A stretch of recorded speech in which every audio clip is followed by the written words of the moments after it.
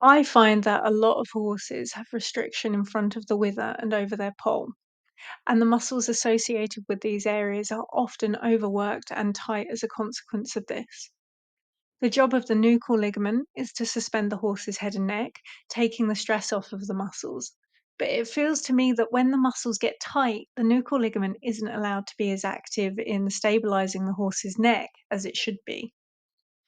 I find this technique is a really useful way to unwind that muscle tension to lengthen the horse's top line and kind of reactivate the nuchal ligament.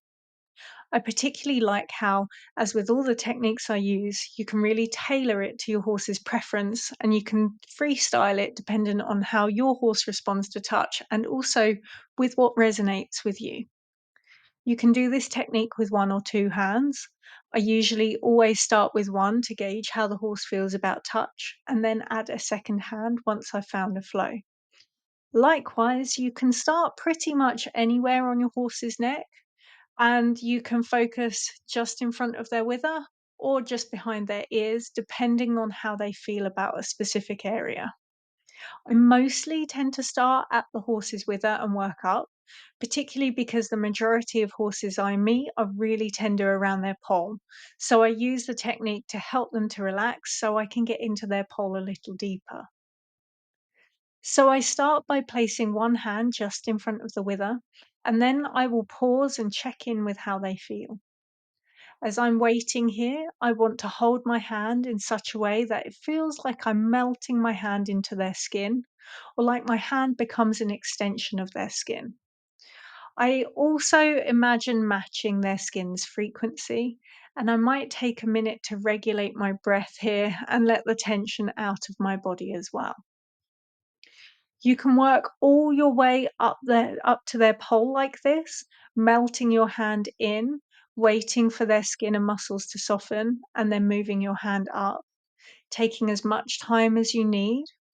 Or you can then start to glide their nuchal ligament from side to side, imagining that you're trying to very gently stretch and lengthen it.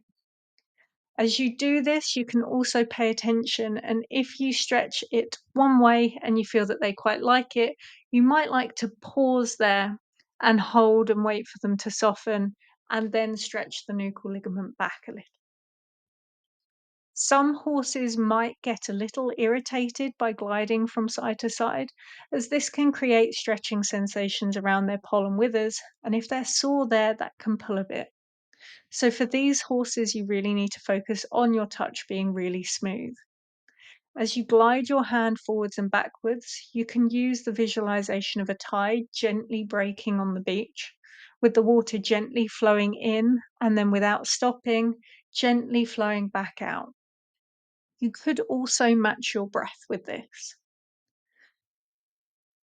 For some horses, you might find that a light touch is irritating to them, and so you need to apply a little bit more pressure as you're mobilizing from side to side. With these horses, I imagine that their top line is a rolling pin under my hand, and I'm loosely rolling the rolling pin forwards and backwards in a very free and easy motion. Once you have found the pressure that your horse likes, you then could add another hand, with both of your hands mimicking the same motion. When you feel their neck soften under your hand, you can then move up a hand's width. If you feel your horse brace in an area, play around with your pressure or go back a hand's width. Find that relaxation again and then try moving up again. And you might find that you have to use different pressure in different areas depending on the tension in your horse's neck. Some horses might not be able to handle the whole neck, but aim to make your way all the way up to behind their ears. You can always take breaks when they lick, chew, and yawn, or if they ask to go for a walk and move their body.